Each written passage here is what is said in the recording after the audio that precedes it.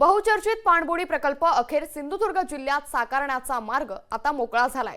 केंद्र सरकारने या प्रकल्पासाठी 47 कोटी रुपयांचा निधी मंजूर केलाय। दरम्यान येत्या मार्च महिन्यात यासाठीची पाणबुडी सिंधुदुर्गात आणली जाणार असल्याची माहिती देखील समोर येते। तर याचाच आढावा घेतला आमचे प्रतिनिधी रोहन नाईक यांनी। पाहूयात। पर्यटनाचा मानबिंदू असलेल्या वेंगुर्ले तालुक्यामध्ये पाणबुडी प्रकल्पाला अखेर हिरवा कंदील मिळाला केंद्र सरकारचा। मी आता आहे वेंगुर्ला येथे। आपण पाहू शकता याच ठिकाणी हा बहुचर्चित पाणबुडी प्रकल्प होणार आहे। अनेक वर्ष प्रतीक्षा होती आणि केंद्र सरकारने या प्रकल्पासाठी 47 कोटी रुपयांचा निधी मंजूर केला आहे। दरम्यान येत्या मार्च महिन्यात यासाठी पाणबुडी सिंधुदुर्गात आणली जाणार असल्याची माहिती समोर येते। महाराष्ट्र पर्यटन मंत्रालयाने पर्यटन पाणबुडी खरेदी करण्यासाठी ऑर्डर काढली असल्याची माहिती समोर येते। या पाणबुडीसाठी तब्बल 46.91 कोटी रुपये खर्च अपेक्षित आहे।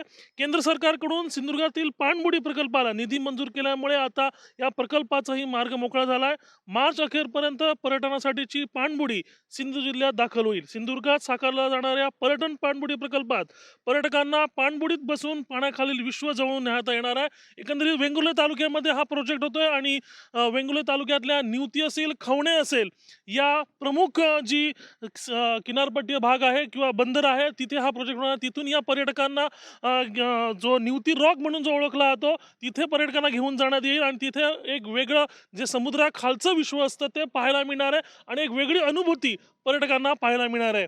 त्यामुळे एकंदरीत सिंधुदुर्ग जिल्ह्यातील पर्यटनाला वेगळी चालना मिळणार एवढं नक्की। कॅमेरापर्सन योगेश रोहन नाईक, लोकशाही मराठी, सिंधुदुर्ग। लोकशाही मराठी ऐका, पहा, जागरूक रहा।